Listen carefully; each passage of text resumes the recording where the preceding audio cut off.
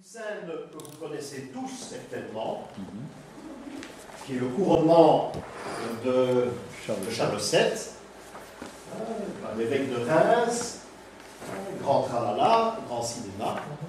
Nous avons Jeanne d'Arc, l'épée à la main, l'épée de Duc Éclair, il paraît, c'est comme ça que Michelet en parle.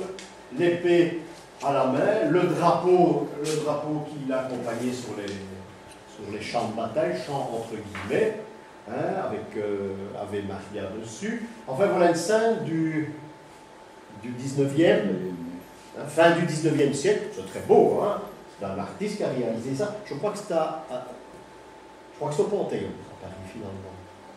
Je crois que c'est au Panthéon que ça se trouve. Il y a toute l'histoire de France dans ce style-là. Et j'ai enfin découvert une enluminure qui est contemporaine de l'époque de Jeanne d'Arc. Et ça, c'est tout de même très intéressant, où on voit la scène comme elle s'est déroulée réellement. C'est contemporain, c'est assez exceptionnel. Je savais qu'elle existait, ou à peu près. Voilà, je l'ai enfin trouvé dans un livre qui est consacré à les grands faits religieux en France, et j'ai pu en faire une dia. Voilà. Il faut constater d'abord que le roi il a très mauvaise mine. Ça il n'en peut rien, c'est un homme qui était chétif. Seulement, nous avons devant lui les barons, nous avons derrière lui les évêques qui vont procéder au couronnement, mais il n'y a pas de Jeanne. Exactement. Et ça, c'est intéressant parce que toute cette histoire qu'on nous a inventée, on nous a leurré parce que cette histoire de Jeanne avec le grand drapeau, etc., c'est de la vaste blague. Ça a été inventé par Michelet, en principe, et exploité à la fin du 19e siècle. Jeanne, c'est celle qui combattait les Anglais. Déjà Napoléon a exploité la scène, et après, surtout, au 19e siècle, on a élevé une basilique, je ne sais pas très bien où, pour raconter un tas d'histoires. Donc voilà, c'est en lumineux. Vous pensez bien que si Jeanne d'Arc avait fait, c'était rendu, si c'était la grande héroïne dont on parle maintenant, elle aurait au moins trouvé sur la luminure en question. Donc c'est quelque chose d'extraordinaire, dont on parle dans les bouquins, bien sûr, bien renseignés, mais ici, ça, c'est une enluminure qui parle. C'est contemporain de Jeanne d'Arc, ça doit dater des années 1450. Je suis très content de l'avoir trouvé, je voulais vous la montrer en primeur. Inutile de vous dire que ça va passer dans la conférence de Jeanne d'Arc, si j'ai encore l'occasion de la donner. Il y en a encore dans ce style, mais il y a par exemple Jeanne devant ses juges. Les juges sont des gens du clergé, très imposants, et bien Jeanne est tout petite devant eux. C'est quelque chose de marrant, de sans moins d'intérêt. Mais ceci, pour ma part, a énormément d'intérêt. Bon, on va quitter Jeanne. Nous sommes arrivés la dernière fois, il y a 3 semaines, on a parlé des châteaux forts, entre autres. On va un petit peu se remémorer avec ce que nous avons vu. Nous allons faire l'étape suivante. On a parlé des constructions des châteaux forts. Ici, c'est un bon exemple. Les constructions de châteaux forts. Et nous avons constaté que ces châteaux sont construits d'une façon un petit peu... c'est même très mystérieux, là, il n'y a pas de mystère, donc on peut essayer d'éclaircir ça. Mais c'est mystérieux parce que ces châteaux, bien souvent, je l'ai dit, ont toutes les formes. Mais il y a au départ un archétype de construction que l'on va chercher dans les étoiles. Donc automatiquement, ces citadelles, ces châteaux ont un caractère sacré. On prend une constellation qui se trouve dans le ciel, on la, disons qu'on la dédouane en miroir, on la projette sur le sol, les étoiles de la constellation vont donner les tours, le donjon et les autres tours. Donc, on a affaire ici à une représentation d'une constellation. Mais attention, la constellation ne doit pas obligatoirement être représentée comme elle est dans le ciel. Donc, on peut se baser sur le symbole de la représentation de la constellation. Oui. Est-ce qu'on choisit en fonction de quoi ces constellations? En principe, le jour de la première pierre, de la construction du château. L'inauguration du château, la pose de la première pierre qui se fait avec l'évêque et tout le grand tralala, comme si on consacrait une église, ce qui fait le caractère sacré du château.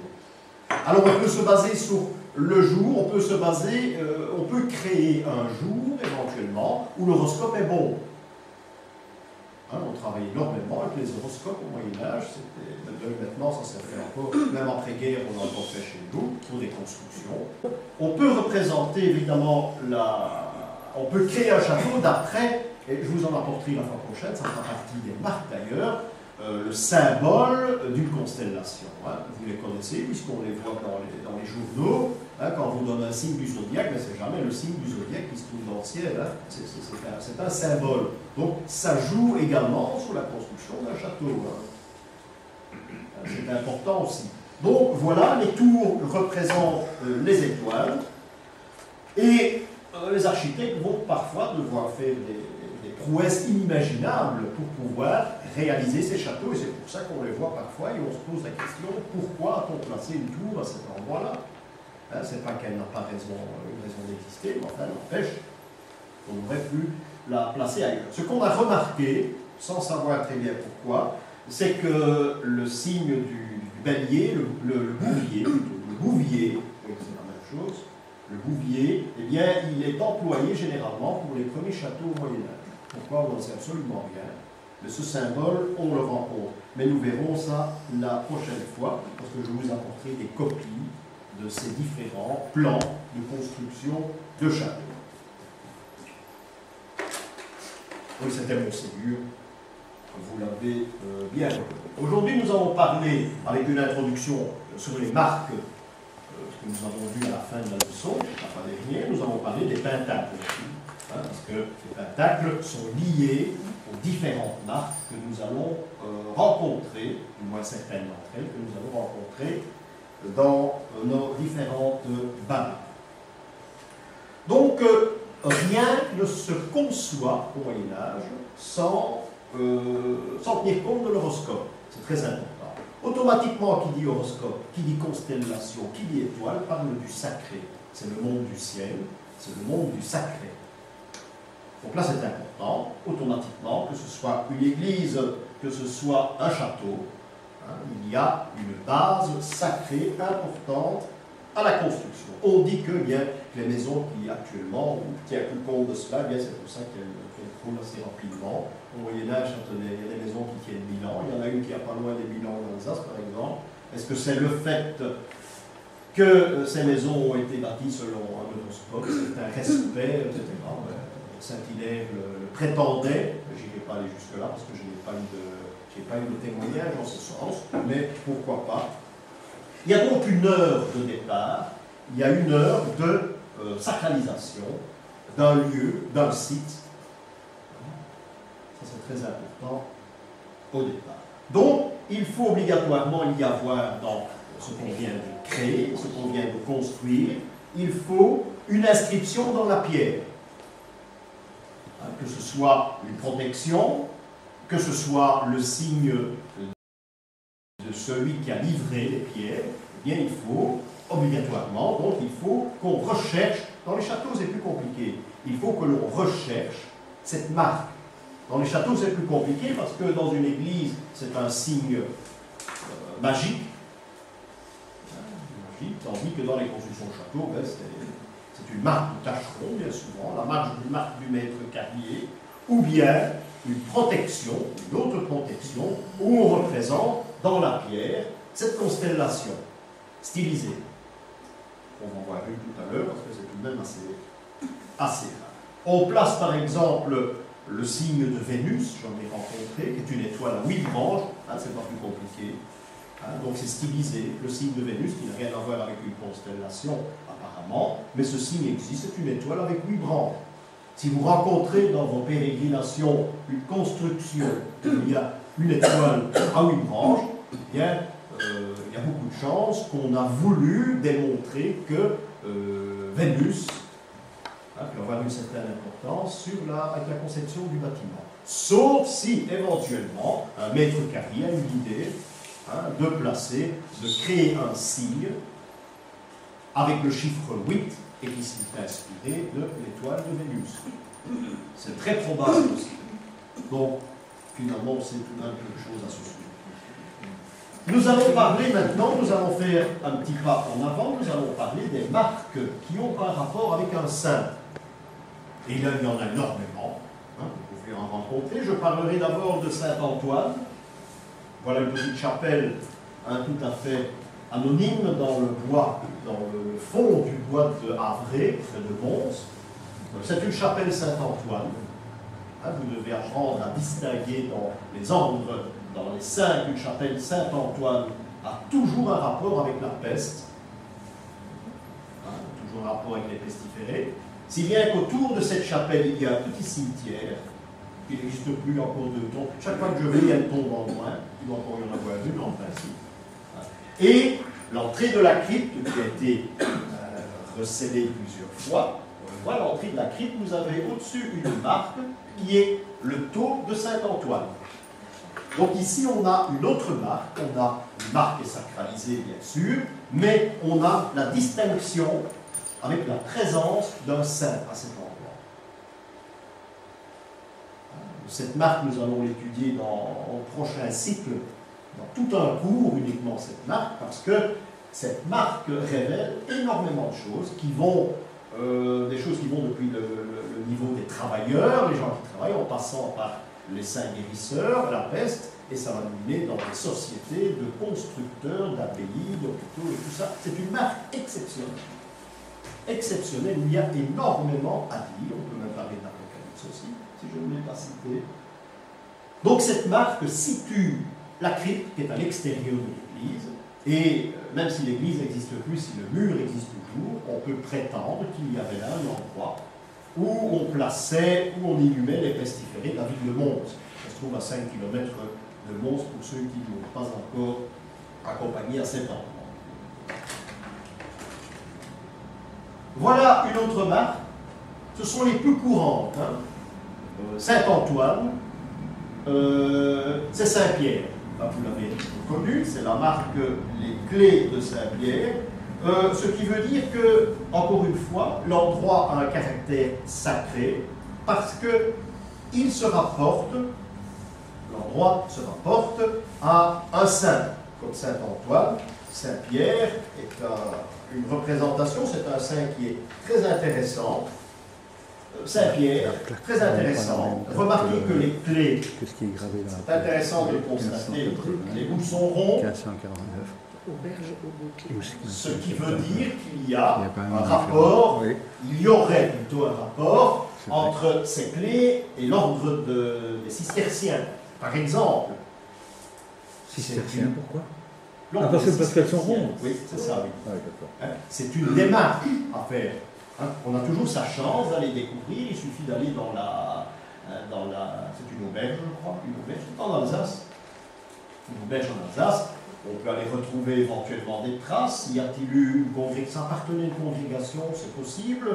Hein, une église, une abbaye cistercienne qui possédait des biens à cet endroit, ça peut être tout, hein, mais il faut chercher. Hein, il ne faut pas choisir au hasard quelque chose, parfois c'est très difficile, que parfois on ne trouve pas également. Alors, voilà Saint-Pierre. Saint-Pierre est un personnage, vous imaginez, dans la symbolique, qui est assez extraordinaire. Parce qu'il y a, et on en a parlé déjà, il y a des tables de conversion. Hein, des tables de conversion où on place les 12 apôtres.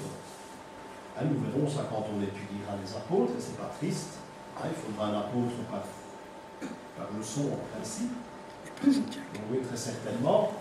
Et il y a donc des tables de conversion. Les apôtres correspondent à des sujets, à des objets bien précis. Si bien qu'on n'est pas obligé de représenter Saint-Pierre à l'entrée. Vous avez déjà une convention ici. Hein? On pourrait très bien représenter un très beau Saint-Pierre en statuette. Mais ici, on représente les deux clés. Automatiquement, vous devez faire référence à ce saint. Il n'y a absolument rien d'autre. Important aussi, mais j'essaierai de vous donner des exemples. C'est la façon dont la clé a été réalisée. La clé a été réalisée. Ça se retrouve aussi, mais là c'est plutôt dans les églises. Alors prenons un exemple, puisqu'on parle de Saint-Pierre. Saint-Pierre, automatiquement, est classé dans le zodiaque. Saint-Pierre fait partie du signe des poissons. Quoique la fête de Saint-Pierre se déroule à une autre date, mais ça n'a pas d'importance. Ça n'a pas d'importance parce qu'à une autre date, il sera dans une autre constellation, ce sera Saint-Pierre et Saint-Paul, par exemple, qui sont fêtés ensemble. Et ça, c'est un autre détail, c'est une autre voie. Ici, nous avons un Saint-Pierre qui fait partie du zodiaque des poissons, et l'attribut de Saint-Pierre, on devrait le présenter avec un dauphin. Donc ça, c'est l'ancienne façon, je vous dis de suite, je n'en ai jamais rencontré, et c'est la façon la plus ancienne de représenter Saint-Pierre. Donc on oublie pour un moment, on parle poisson, on oublie la croix, on oublie le coq pour le moment, la croix renversée. On pourrait rencontrer par exemple ces clés, le bout pourrait se trouver peut ressortir en cuivre par exemple, le ton du cuivre, ou en cuivre carrément, parce que le cuivre également correspond à Saint-Pierre. Ça fait partie de cette table qui nous sert à décoder un apôtre. Saint-Pierre correspondra toujours au cuivre. Là, je ne vais pas anticiper sur ce que nous verrons dans bien longtemps, mais voilà un exemple. Le dauphin comme attribut, le cuivre le représente également. Saint-Pierre est lié aussi à Vénus. Alors rien ne nous empêche d'affirmer que si on retrouve l'étoile à 8 branches de Vénus dans une église, par exemple, eh bien c'est qu'il y a un rapport à Saint-Pierre. Ah, c'est à étudier en profondeur, et puis encore le côté philosophique, mais ça c'est beaucoup plus loin, ça c'est toute autre chose. Le sinople également, la couleur verte, est liée à Saint-Pierre aussi. Rien ne nous étonne si un jour on voit un Saint-Pierre avec un manteau vert, par exemple. C'est assez rare. Mais il faut voir les cathédrales anciennes à l'époque où c'était peint. Là, toutes les cathédrales étaient peintes à l'extérieur et à l'intérieur. Donc, il y a également des fleurs que je ne connais pas, mais j'ai toutes ces tables. Une fleur bien précise correspond à Saint-Pierre. Et là, souvent, les noms sont restés. Ou bien dans les anciennes tisanes également. Ça se rencontre notamment en Wallonie, où on parle des fleurs par rapport à un saint quelconque, pas Saint-Pierre, un saint quelconque. Alors, chaque apôtre a sa pierre. Hein, la pierre, c'est le jaspe pour Saint-Pierre, c'est-à-dire que c'est une roche qui est marbrée, la couleur rouge, marbrée. Donc voilà des éléments. Il y a encore les pierres précieuses aussi. Je crois que c'est le rubis Saint-Pierre, mais je ne suis pas sûr. Hein? Donc il y a tout un travail. Si vous avez un calice et il n'y a que des rubis, je dis le rubis, je crois que c'est Saint-Pierre. Il y a un hommage caché, secret à Saint-Pierre sur ce calice. Par exemple, imaginez, vous avez les 12 apôtres dans le même style. Donc il y a des tables à surveiller. Ce qui veut dire qu'il n'est pas étonnant, il y a peut-être beaucoup de raisons pour lesquelles on rencontre ces deux clés au-dessus d'une ancienne auberge qui est datée en principe du XVIe siècle.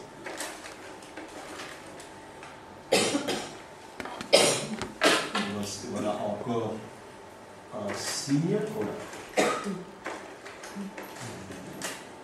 Voilà un signe en forme, ce serait plutôt une rose ici. Oui. Ou une rose en principe. C'est ou bien un signe, parce que la rose a 4 ou 12 en général. 4 pétales ou 12, mais rarement cette forme-là. Mais c'est une marque de toute façon. Hein. De toute façon, c'est une marque, mais c'est pas très courant. Donc ça peut être une marque de tâcheron, nous en avons vu, à savoir que, se trouvant à l'extérieur ou à l'intérieur d'une église, eh bien, c'est une marque magique, ça vous protège, c'est une protection. Ce qui veut dire que celui qui veut être protégé, c'est un des plus vieux systèmes de l'Église, il doit offrir ses pierres. C'était le cas de ces maîtres carriers, ces tâcherons, ces marques proviennent de maîtres qui ont, il y en a encore une en bas qui est exactement la même, d'ailleurs. Il faudrait faire beaucoup plus de photos de ces... Seulement, il faut créer la marque, ça nous l'avons vu, nous allons parler d'une marque tout à l'heure en particulier. Transporter les pierres, ça s'appelle la corvée. Les forçats surtout est engagé. Tous les fortifications Vauban que vous connaissez, ce ne sont que des forçats qui ont travaillé. Il y avait des tailleurs de pierre, oui.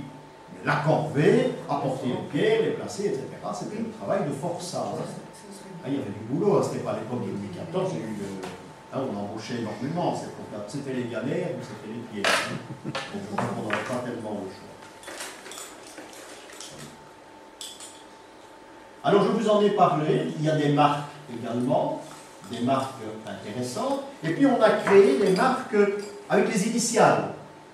Et je vous l'ai dit, mais je ne crois pas que je l'ai montré, c'est la seule maison à la Grand Place qui est marquée.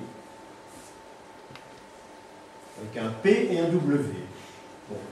La grande majorité de la Grand Place des pierres ont été livrées par une région du pays, bien précise, qui est Lui, Arkel, dans les environs, c'est des endroits où de carrière, hein, où on œuvrait. C'est le seul endroit, pourquoi j'en sais rien. C'est la maison des 4 couronnés, peut-être parce que... Non, même. Oui, c'est la maison des 4 couronnés. Mais bien souvent, on nettoie les façades et la marque disparaît. Ouais. On peut déboucher, il y en avait par exemple, on a nettoyé toutes les façades de ces restaurants et on ne voit plus rien. Ça, c'est un autre problème. On l'a déjà vu la fois dernière.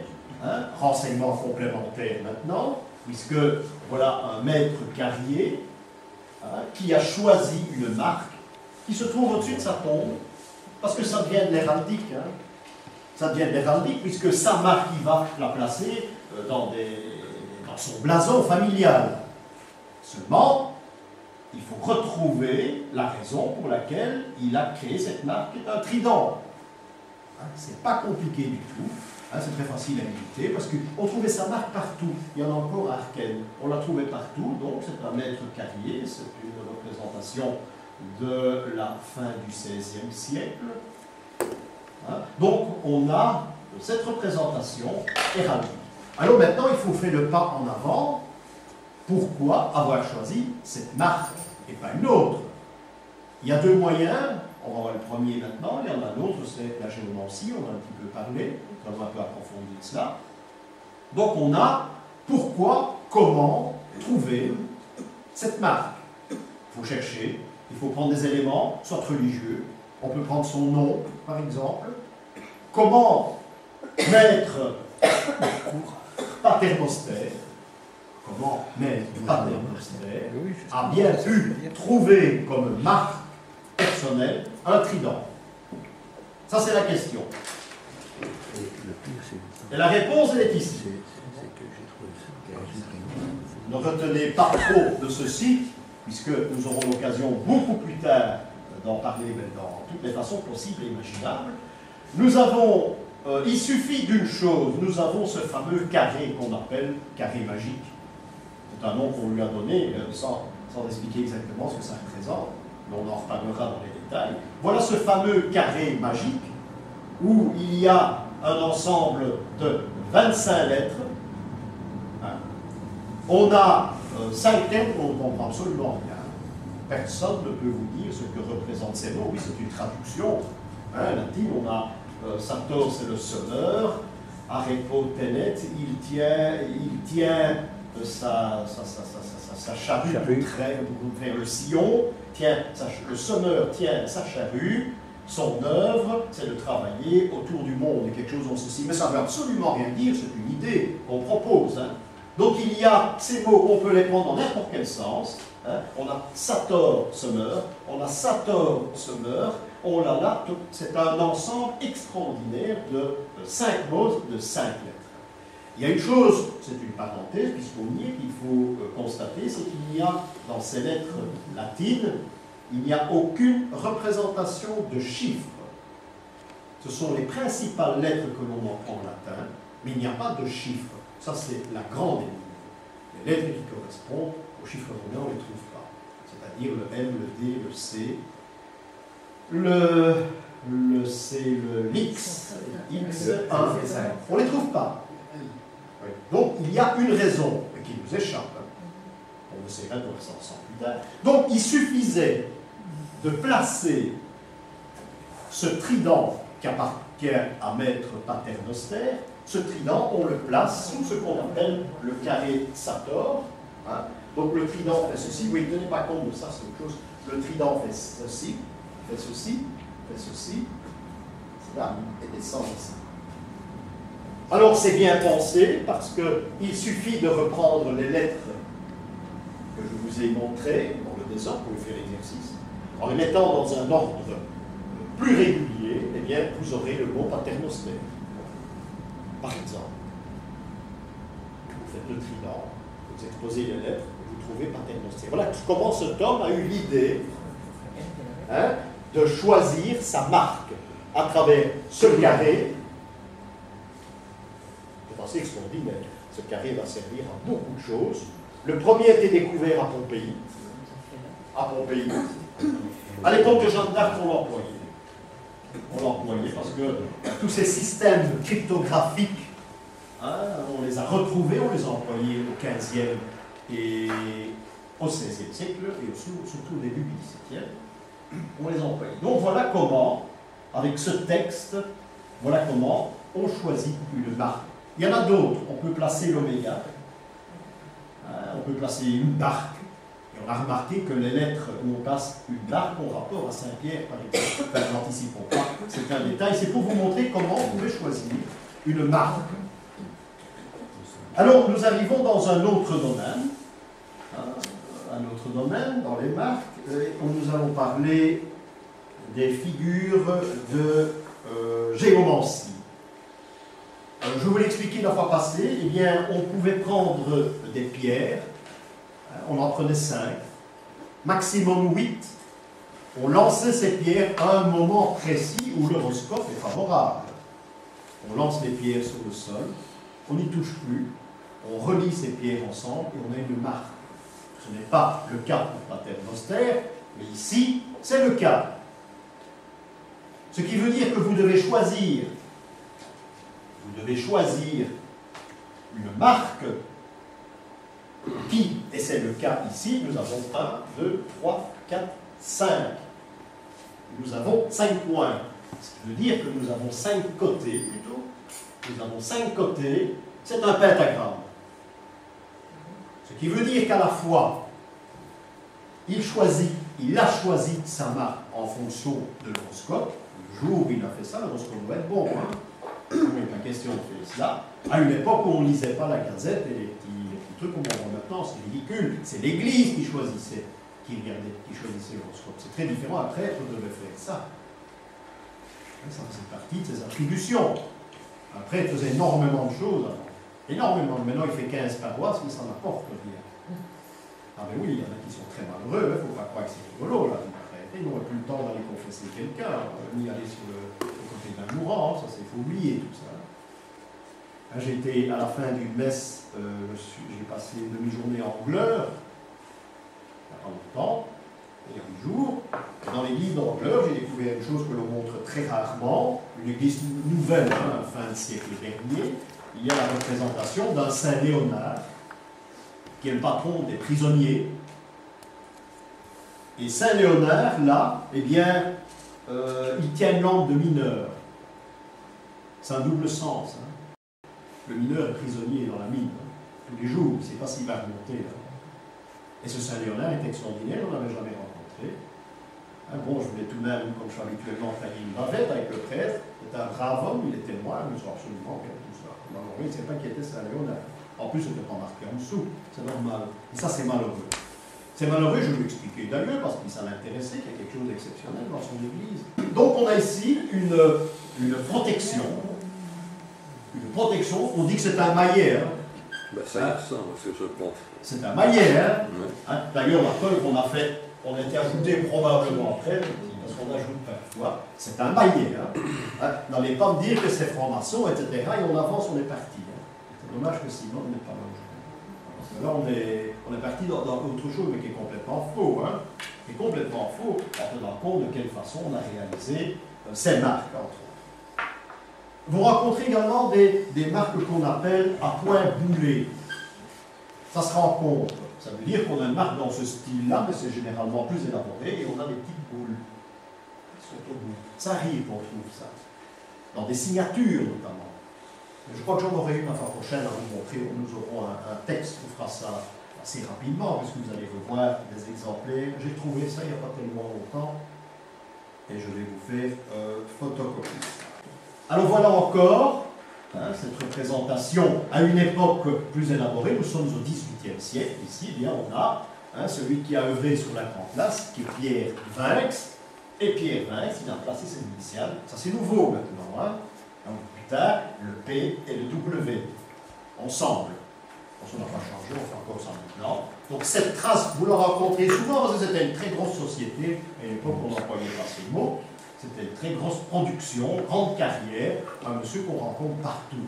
Allez à la rue des Bouchers, vous allez peut-être en rencontrer qu'un peu de chance. C'est un type que j'essaie de m'en débarrasser, où je touche un endroit où je rentre, où je regarde quand je m'en touche, parce que les gens qui sont pas tellement au courant de ce qu'on raconte ici. Alors voilà, et c'est dommage que Simon n'est pas là. Oui, parce que nous avons également la même marque, elle est moins belle. Nous avons la même marque ici, hein, PIV, mais ça se trouve à une entrée d'une maison tout à fait banale à la rue Haute, par exemple. Tu la connaissais? Non. Non, il faut chercher dans le milieu de la rue Haute, du côté droit en venant de la chapelle. Je crois que c'est un ancien domicile, on est dans le 14. Hein. Et là, on rencontre cette marque, la même personne qui a œuvré. La même maison plutôt qui a œuvré. Donc ça se rencontre aussi bien en Hainaut, ici, à Bruxelles, à la rue Haute, par exemple.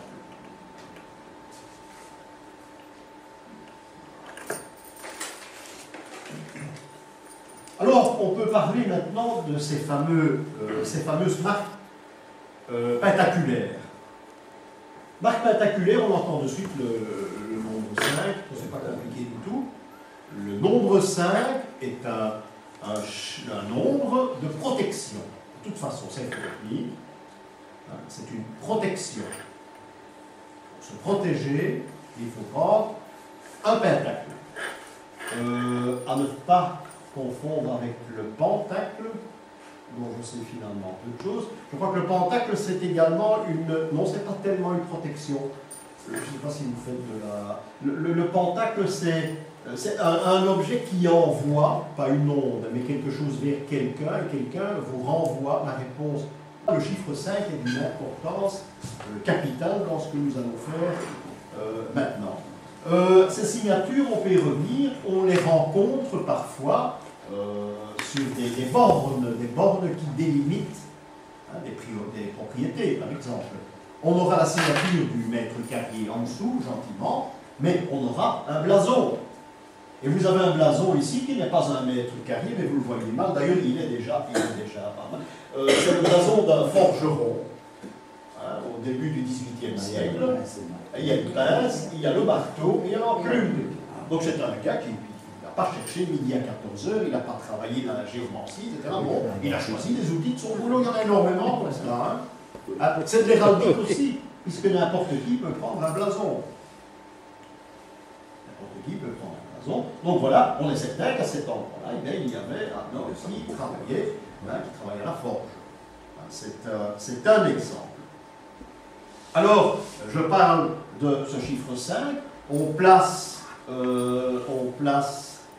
cette protection sur l'armure, par exemple, en dessous de l'armure, celui qui veut préserver sur le champ de bataille, sur un bouclier, et ça deviendra alors ce qu'on appelle une amulette. Et là, c'est le sens le plus général. Je vais en ramener une avec moi. Oui, voilà. Vous connaissez la main de Fatma. Je ne sais pas si vous la connaissez. C'est une main à 5 doigts. Hein, dans l'étude, mais ils sont présentés 3 et 2. Hein, et c'est une marque magique de protection avec un œil, etc. C'est une vraie. Hein, je vais la faire passer, vous avez vu. Elle a été faite chez les Berbères. C'est donc une protection. On vous l'offre parfois. Oui, c'est comme à Compostelle, vous avez des magasins là-bas, il y en a des centaines différents. Hein. Donc c'est une protection. Il y en a énormément chez les. Jérusalem, il y en a tous les coins de rue. Et ce sont des pentacles, ce sont des amulettes dont, pour nous personnellement, on ne fait pas tellement attention, mais étant donné qu'eux ne peuvent pas, comme les Arabes, eux ne peuvent pas proposer des représentations humaines, il y a pas un saint dans une église, hein. Alors, automatiquement, il doit passer par la protection, par le biais d'une certaine magie, par exemple, d'où la main de Fatima en question.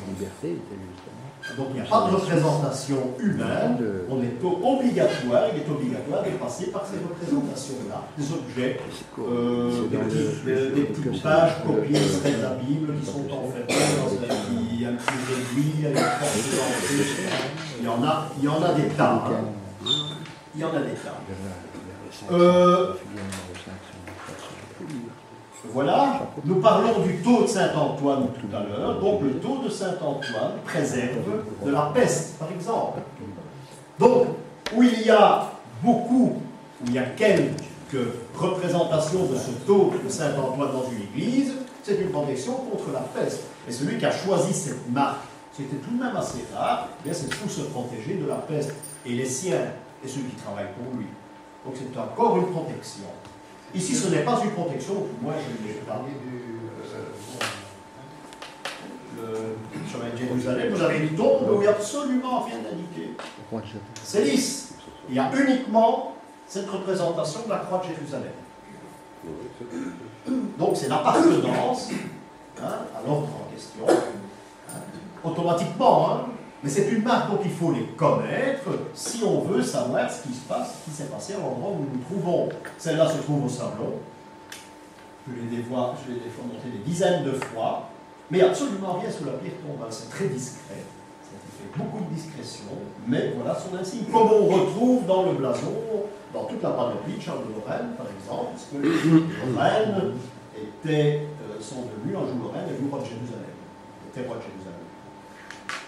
Donc, cette représentation, cette marque, elle existe. À nous de découvrir ce qu'elle représente exactement. D'autres marques vont apparaître également, d'autres marques protectrices, cette fois-ci, puisque c'est un tacle que nous parlons, c'est le grill de Saint-Laurent. On trouvera des Saint-Laurent qui protègent contre les brûlures, entre autres, maladie de la peau. Eh bien, Saint-Laurent doit être accompagné de son grill, sinon c'est pas Saint-Laurent. Nous avons vu en voyage en Alsace une sainte foi à Célestat, où il y avait le labyrinthe qui a été dégagé. Ça, c'est un truc unique, ce labyrinthe. Ça, c'est expliqué dans un livre. Donc, Sainte-Foy est représentée aussi. Je ne connais pas l'histoire de Sainte-Foy. Il y a peut-être un rapport dans les obélisques, c'est possible, je ne sais pas l'étudier, mais elle a les mêmes attributs. Donc, celui qui veut être protégé contre l'incendie, eh bien, présente une marque. Ici, il présente cette marque 1, 2, 3, 4, 5. C'est un hasard, parfois il y en a 15. Mais n'empêche, ce sera sa marque qui va indiquer sur les pierres. Protection contre l'incendie. Nous avons eu, je fais une petite parenthèse, nous avons eu l'occasion en Alsace de visiter l'église. L'église. Oui, tu fais le tour avec nous avons visité l'église de Célestat. Moi, je prépare toujours 8 jours avant le voyage. Et je savais qu'il y avait un labyrinthe dans cette église, assez important. Seulement, je ne vois pas de labyrinthe en entrant. Et je vois deux dames qui sont en train, avec un manche à balai, qui sont en train de faire sortir un chat de l'église. C'est un gros châssis à moi qui était dans un coin avec sa tête, il miaulait comme c'est pas possible. Et ces deux dames le chassaient de l'église parce qu'il avait passé sa vie dans l'église, on ne le voulait plus, il faisait des crasses dans l'église. Et il ne se fait même pas manger. Alors bon, moi je rentre dans cette église, je dis, bon, enfin c'est pas possible, pourquoi vous tapez sur un animal? Je dis, ah non, on ne tape pas sur l'animal, on essaie qu'il tape. Mais c'est pas possible, il y a un problème à ce chat. Bon, moi je m'aventure, eux n'osent pas y toucher, je m'aventure très délicatement, très navet, et j'ai l'impression qu'elle avait une de ses pattes qui était coincée dans une grille où on lance l'eau. Un égout, petit égout, où on lance l'eau. On monte tout doucement, j'ai pris la patte de la bête, j'ai pris le chat qui était très gros, et je l'ai fait courir à l'extérieur, celui-là il a galopé, je ne l'ai plus jamais vu, et je ne le verrai plus jamais. Alors c'est la sacristine, elle m'a dit, qu'est-ce que je vous dois? Elle était dans son portefeuille, je dis absolument rien. Je dis, seulement faites-moi un plaisir, je reviens dans 8 jours, enlevez-moi tout ce tapis qui bouche, qui cache le labyrinthe. On a eu un sourire, le curé ne va pas vouloir, parce qu'il aime bien qu'on ait chaud dans son église. Bon, d'accord, mais j'insiste pas. Mais quand nous avons été 8 jours plus tard, le tapis est enlevé, on voyait le labyrinthe. C'est extraordinaire, ça n'arrive pas souvent. avec les chats porte-bonheur. Voilà un exemple, comme on a découvert, le labyrinthe de Célestin. Donc, il y a une protection qui passe par le biais des saints de l'Église.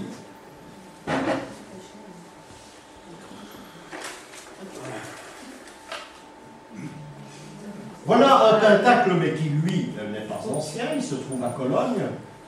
Hein, vous le voyez dans une étoile, une sorte d'étoile plutôt. Hein, il est réalisé là. Il est bien dans l'endroit. Hein, c'est comme ça qu'on l'a vu.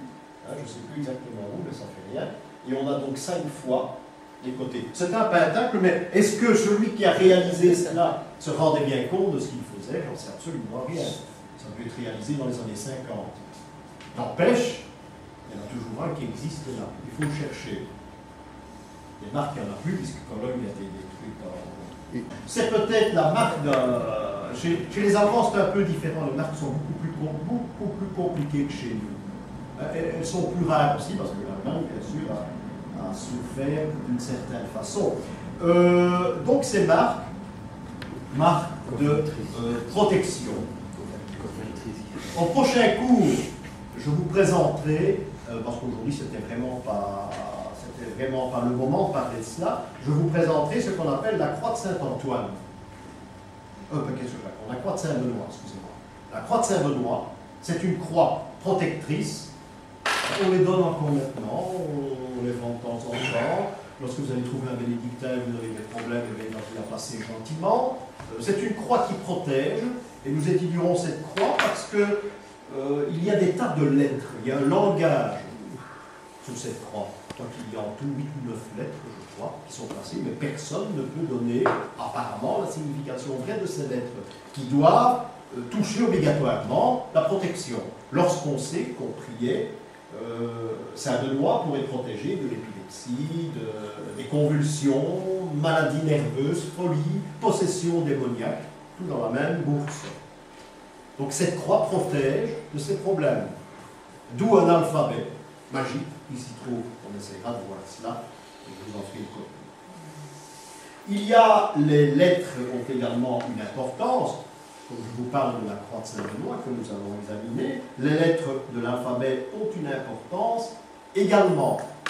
À propos de lettres de l'alphabet, les lettres celtiques sont très différentes des lettres à tendance germanique, je pourrais dire, hein, ou saxonne qu'on nous présente à l'heure actuelle.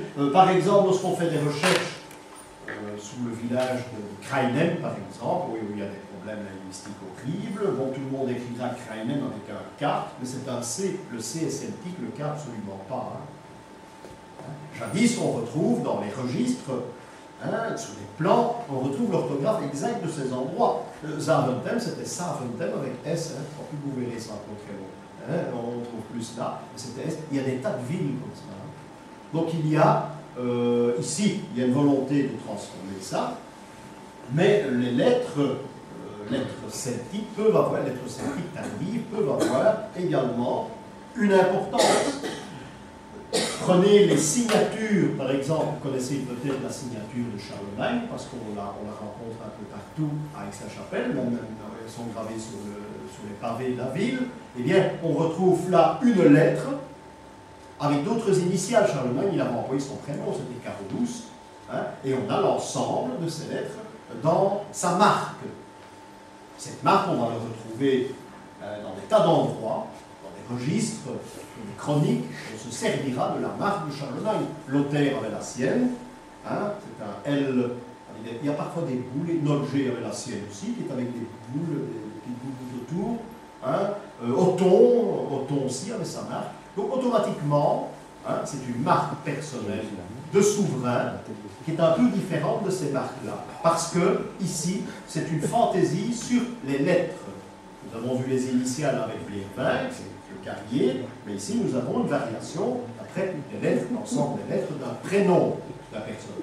Carolus, Othon, Lothaire, par exemple. Donc des marques qui ont été réalisées avec les lettres, ou les initiales ou les prénoms. On va parler des boules également. Ces marques, bien sûr, sont héréditaires. Ces marques sont héréditaires. On les confie à ces enfants. D'où nous allons les retrouver dans les Randiques après. Et dans les Randiques, automatiquement, on peut retrouver la profession qu'avaient les ancêtres, surtout profession dans le domaine de la pierre ou du bois. Du bois également. Le bois, on se marque aussi. Hein. En ce qui nous concerne, eh bien, la pierre résiste un petit peu plus que le bois, donc on en a très peu dans des anciennes fermes. Ça peut j'ai déjà retrouvé ça dans des greniers de fermes. Il y a des marques d'assemblage, oui, mais il y a parfois des signes, c'est parfois si. Donc voilà ici une marque pentaculaire qui est connue parce qu'on en a fait n'importe quoi par la suite, même dans la magie, qui est le sceau de Salomon. Le sceau de Salomon, eh bien, on l'emploie depuis très longtemps. C'est dommage que Simone n'est pas là, parce que je l'ouvrais en référence, je l'enverrai au musée d'art ancien. Qu'est-ce que je raconte? Au musée à la Maison du Roi, musée communal à Bruxelles, il y a un magnifique retable, David la Vierge, et si elle se donne la peine de lever la porte, eh bien, elle verra automatiquement qu'il y a le sceau de Salomon qui est représenté. Alors ici, il y a quelque chose qu'il faut savoir absolument. Ce sceau de Salomon, eh bien, ici, ce sont deux triangles. Ne dites jamais l'étoile de David. Hein. Ça, c'est quelque chose de tout à fait farfelu qui est réservé à une caste que vous connaissez. On n'a rien à voir là-dedans. Hein. Alors, absolument rien. Seulement, il faut savoir que les deux triangles, ce qui est le cas ici, ce sont les sceaux de Salomon qu'on retrouvait dans l'Empire. Plus tard, dans l'Empire, eh bien, on va les extraire. C'est le cas d'un qui a été placé au XVIe siècle, un sceau de Salomon. En France, le sceau de Salomon sera un pentacle. Donc ce sera l'étoile comme on voit en Maroc, par exemple, dans cette étoile-là. Grande différence, mais ne dites jamais étoile de David. Ça n'a absolument rien à voir avec la symbolique. L'étoile de David qui est réservée aux Juifs, l'étoile de David, qui n'était même pas l'emblème du roi David. C'était l'emblème d'une tribu dont j'ai plus le nom, à Verse. Ils se sont rendus maîtres de cette tribu, on a employé leur symbole. Bon, très loin de ça, c'est très difficile, mais on est certain d'une chose, c'est que ce n'était pas son logo. On va dans les cercles. Bon, cette croix a pris un nom, elle veut dire ce qu'elle veut dire, ça c'est quelque chose, mais dans le domaine des pentacles, et puis la magie, on parle de ça, les loges maçonniques aussi, on rencontre cette étoile un petit peu partout, mais ce qu'il faut retenir, c'est une protection. Alors, celle-là se trouve à Braine-le-Château, sur la route de Halle. Ce qui veut dire que et la maison est protégée deux fois, parce que tous les pèlerins, les processions qui passaient à Braine-le-Château allaient à Notre-Dame de Halle, entre autres. Possibilité qu'il y en ait dans l'autre sens qu'à Walcourt, c'est possible aussi. Les chapelles, c'est important. Une chapelle est marquée. Nous avons une école des marques. Souvent marqué, une chapelle sur la route. Le cinquième dan, ça n'a plus d'importance. Il y a une chansonnerie, il y a 9 chansonneries que ce sera Notre-Dame de Lourdes, donc ça n'a plus aucun intérêt. Mais n'empêche, si vous allez dans la région de Nivelles, ce que j'ai fait pour retrouver une chapelle, bon, vu que ça a été difficile, on l'a trouvé, c'est le principal. Eh bien, on y retrouve des Notre-Dame de Walcourt. Beaucoup de Notre-Dame de Walcourt, ça veut dire que là, on est sur la route en direction de ce pèlerinage. Ce que je recherchais, c'est une chapelle Saint-Pierre. J'ai dû prendre le cadastre du 18e pour la situer par rapport aux fermes. Il n'y a plus que ça qui reste, mais les fermes, ça change, sauf des très anciennes. Et je suis tombé sur un vieux monsieur qui avait vraiment l'âge canonique, qui dit, moi j'ai travaillé dans cette ferme-là il y a des années, je pense bien. C'est là que se trouvait la chapelle. C'était une chapelle Saint-Pierre, je crois qu'elle est dans mon livre là. Oui, il est dans mon livre des Saint-Guérisseurs, une chapelle Saint-Pierre qui s'appelait Saint-Pierre ou Broquette. C'est très curieux, si vous connaissez le wallon. Et là, les femmes allaient déposer des petites tiges de bois, et on n'est pas loin de votre truc, des petites tiges de bois, pour pouvoir avoir des enfants. Il n'y a plus rien de tout cela. Alors j'ai appelé la police de Nivelles, ça je ne vais pas expliquer, parce que c'est toute une aventure, et c'est eux qui vont trouver, ça c'est pas mal. Ils ont déblayé un fossé avec des coups de botte, et ils ont vu le plan, ils ont dit ça devait être ici. Éventuellement, il y avait le début de la chapelle, mais elle était là, et on voyait encore l'endroit où on avait planté les grilles en ciment pour pouvoir aider les mamans, elle est là, c'est pas fabuleux ce qu'on trouve, mais ça met un peu de temps, je ne peux pas faire ça à chaque chapelle. C'est quelque chose de très intéressant. Donc une protection double les pèlerinages qui passent à cet endroit. Et les pèlerins passent avec une certaine idée, le clergé passe à cet endroit aussi, on chante des litanies tout au long du pèlerinage, on ne va pas à Compostelle, maintenant qu'on avant, ce serait impensable. Voilà donc une protection qui a été placée à un endroit précis. Il y en a une au Strave, il y en a une qui se trouve à l'hôtel Ramelstein, je dois aller la photographier. Voilà. Cette photo a été prise à Bruxelles pendant la guerre, et bien voilà la marque qui est exactement la même. Alors il y a le combat, mais vous la connaissez, je ne vais pas à dire. Il y a le combat en disant non, c'est pas un sceau de Salomon, oui, c'est un sceau de Salomon, il y a des discussions, mais moi je tranche en disant c'est un sceau de Salomon parce que cette étoile-là se trouve chez nous. C'est tout.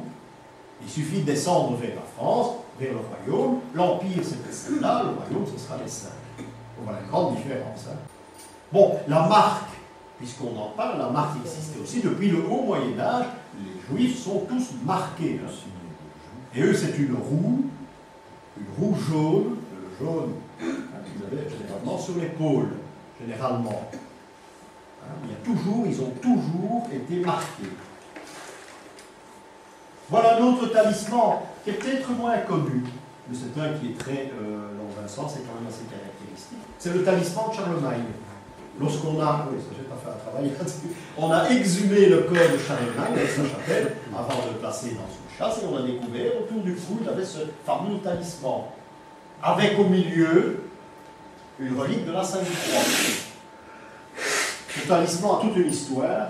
Et on a trouvé l'après-midi pour expliquer ça parce qu'il a porté malheur à un moment donné, il est passé par toutes les mains des gens qui ont eu des malheurs, même Bonaparte, etc.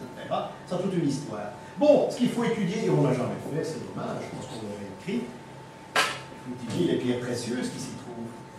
Ce sont des indications. Ce sont des indications, si on en trouve le nom, leur place, leur nombre, ça peut donner une indication intéressante sur le bijou en question. Je crois qu'il se trouve à Reims maintenant. Oui. C'est oui, tout un chemin épouvantable. Napoléon l'a offert à Joséphine. Et puis après, Crac, il a perdu.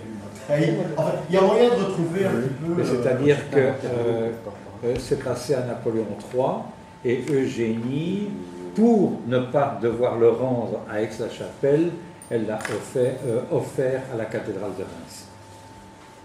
Et alors, comme ça fait partie de la cathédrale, ben les Allemands. C'est Eugénie. Je me souviens, c'est Eugénie. Oui. Mais Bonaparte l'a offert avec sa chapelle. Oui, tout à fait. Je crois pas qu'il a pris, on lui a offert.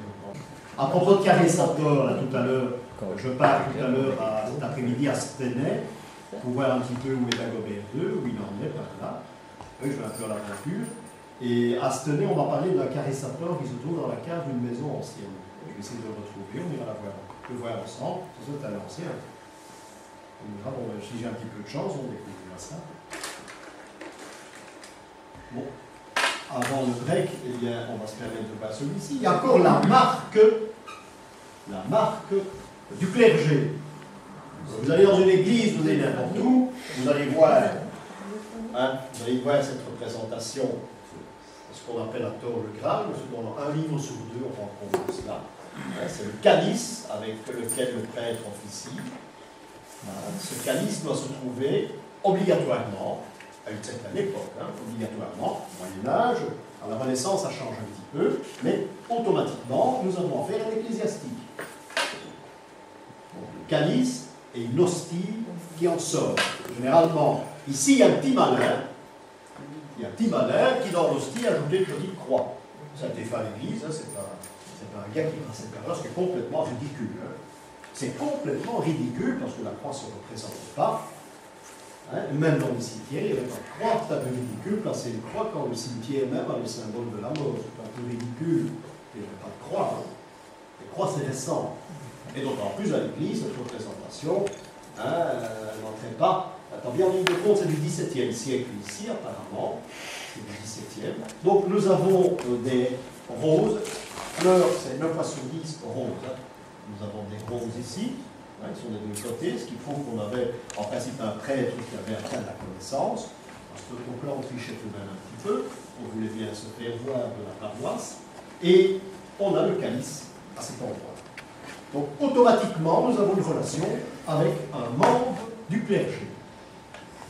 Ce que j'ai constaté, c'est qu'au plus on monte dans la hiérarchie religieuse, au moins il y a de calice.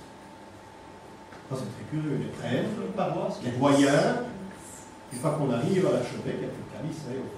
C'est très curieux. Hein, on ne les rencontre plus. Mais dans une belle chapelle, dans un bel village, vous avez une représentation, au moins dans une église, du tombe d'un prêtre qu'on va conserver. Tant qu'il n'ait pas été enterré dans la fosse commune, ce qui se faisait bien souvent dans les villages. En voilà encore une, mais ici elle est intéressante, à double titre. Intéressant parce que le calice, bien sûr, elle est du XVe siècle, celle-là, je pense. Ça doit être du XVe siècle. Bon, on a la représentation du calice du prêtre, mais on a remplacé l'hostie par le taux de Saint-Antoine qu'on a vu tantôt chez les pestiférés. Alors là, il y a une étude à faire parce que dans cette chapelle dont je vous ai présenté la crypte, eh bien, il y a cette pierre tombale, calice et taux de Saint-Antoine, protection des pestiférés. Donc il y a double protection ici, dans cette chapelle. Et là, ça devient plus intéressant parce qu'on a un élément, complémentaire. On terminera par celui-ci. Nous avons une autre marque. Ça a toute une histoire. C'est l'abbaye de... C'est en Autriche. Hein. Oui, l'abbaye de Landsbach. Il n'y a pas des voyageurs, oui, il sait de quoi je vais m'appeler. Bon, on a une marque ici, vous connaissez, hein, qui est le swastika, mais qui est une marque ancienne, mais qu'on ne rencontre pas dans nos régions. Mais qui est une marque ancienne à étudier, hein, pour la bonne raison que ça représente le rayonnement du soleil. Hein, je ne crois pas qu'il y ait une autre explication à donner, c'est le soleil qui tourne avec ses rayons. On a dit, dans la petite histoire de notre ami Adolphe, hein, qu'il chantait, je crois qu'il avait une voix horrible, hein, il chantait dans ce couvent où il a fait le début de ses études tout de même, et tout le temps il a eu face à lui, il était chantre, il a eu face à lui cette croix, hein, le swastika, cet endroit-là, et puis ça a fait tilt à un moment donné, quand il est rentré dans les ordres officiels, hein, en Berlin, il s'est dit, moi je vais prendre ça comme logo. Je ne sais pas si c'est vrai, je crois que c'est très légendaire. Seulement ce qu'il faut retenir, c'est qu'ici nous sommes à la fin du XVIIIe, début du XIXe siècle, il y a une transformation. Il y a le signe, qui est le blason d'un évêque. Hein. Vous avez au-dessus une crosse, je crois qu'il y a la mitre, bien sûr. Et il y a une crosse qui est tout de même dirigée vers l'extérieur, et on a les initiales du gars en question, et on a la date des 1800. Je crois que c'est un confessionnal. Hein. Je crois que c'est un confessionnal. Important aussi les mitres d'évêques. Hein. Il faut aussi compter les compter, les placer, et voir la matière. Ça a une importance énorme.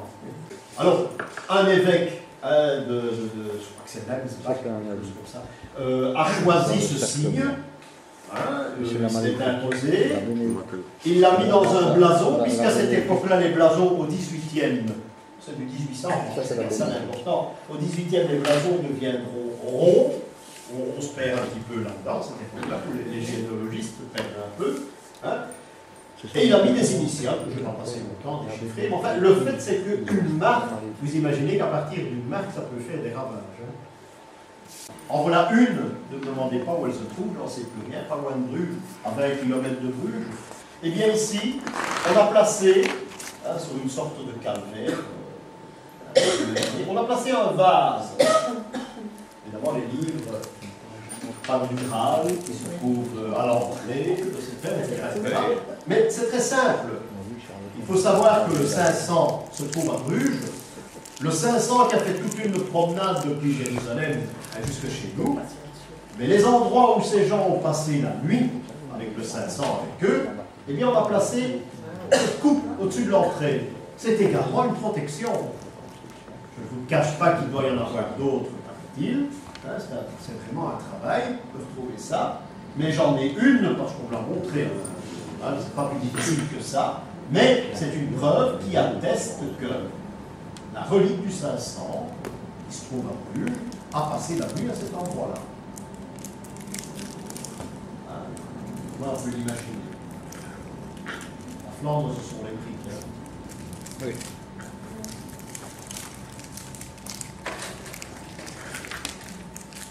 Voilà encore une marque intéressante.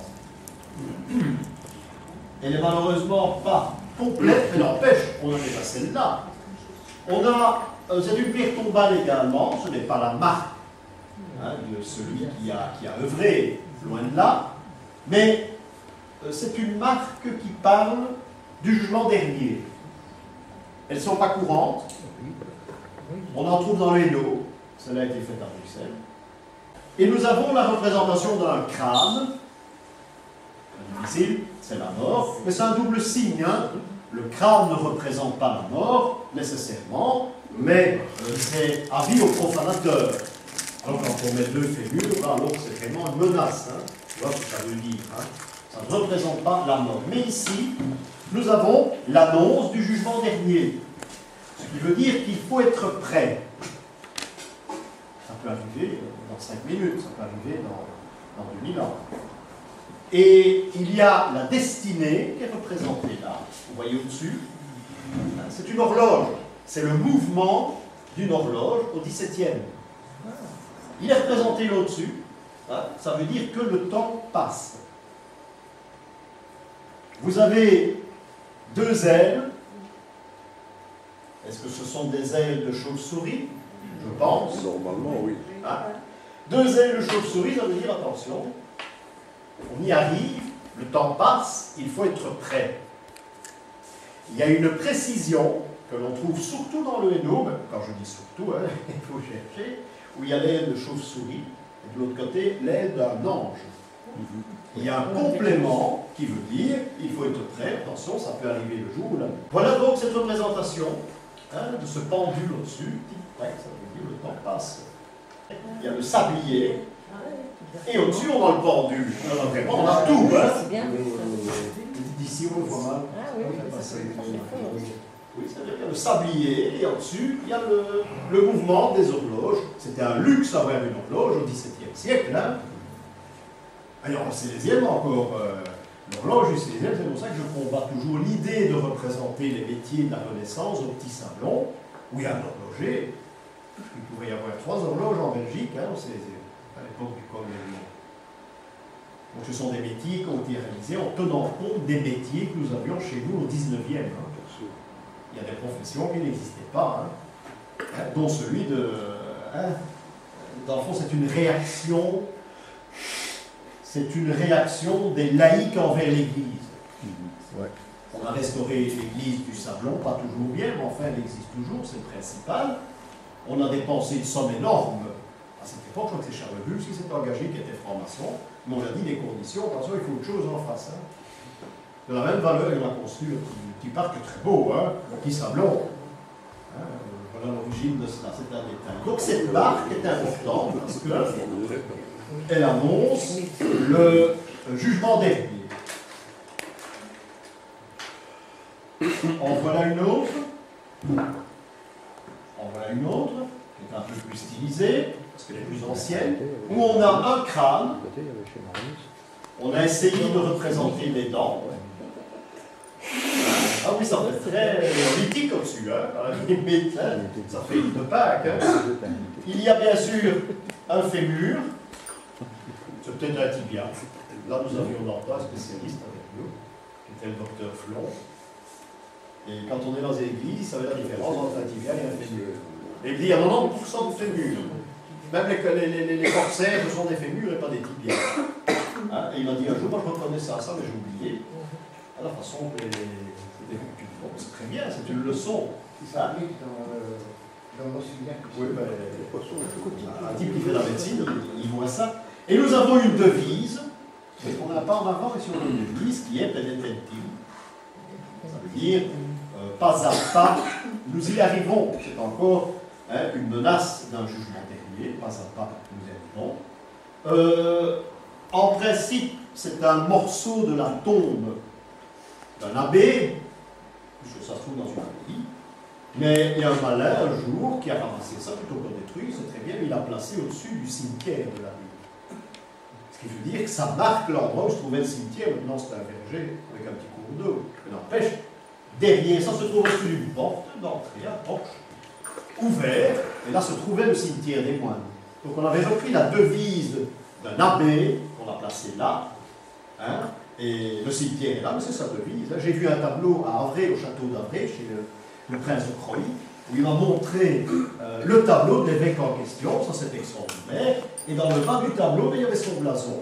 Il n'y avait pas une tête de mort, mais il y avait sa devise en dessous de son blason, Penet Intime. Donc c'est de lui que contient le blason qui se trouve, l'indication qui se trouve à l'entrée du cimetière. C'est assez étonnant. Hein?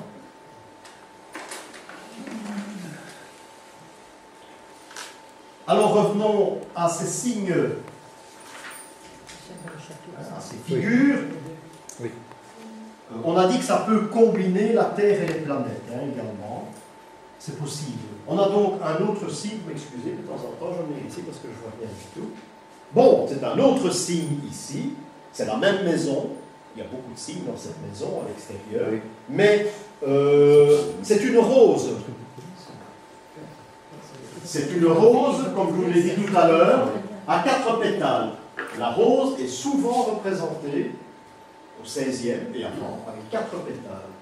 La rose est le symbole de la connaissance. Donc vous partez avec une protection qui est le sceau de Salomon, hein, qui se trouve au-dessus, je m'abuse. Sceau de Salomon qui a bien son indication de protection, mais qui se trouve sous la route d'un pèlerinage. Et pas Compostelle, je vous en prie. Il n'y a pas de trace du pèlerinage à Compostelle. Oui, maintenant on met des petites coquilles partout, c'est très amusant. Mais ça peut être un pèlerinage. Ailleurs, il y avait des pèlerinages à d'autres endroits, comme Walcourt et Notre-Dame de Halle. Comme je les ai dit, il était plus facile d'aller à Halle qu'à Compostelle. Hein. C'est moins gai, mais c'est plus facile. Hein. Donc on a ici cette rose de la connaissance, hein, qui se trouve à cet endroit. Plus tard, on fera des roses avec 12 pétales, ce qui est tout à fait normal. Hein, ce qui est tout à fait normal. Donc la même maison nous apporte, affiche un symbole de connaissance.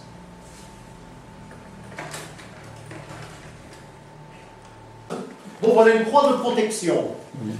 Notre ami pourra en apporter une autre aujourd'hui. Je suis content qu'elles sont différentes parce que celle-là, celle-ci, il faudra rechercher. Celle-là est à... C'est Gouesne, c'est ça, Gouesne? Non, la vôtre. Oui, la mienne. Oui. G-O-E-S-N-E. Hein.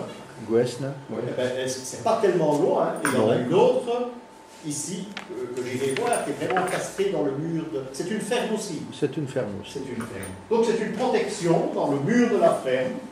Hein, il y a peu derrière, il y a peut-être 50 cm, hein, qui montre une croix, avec peut-être une sorte de calvaire, une lettre H qui est boulée.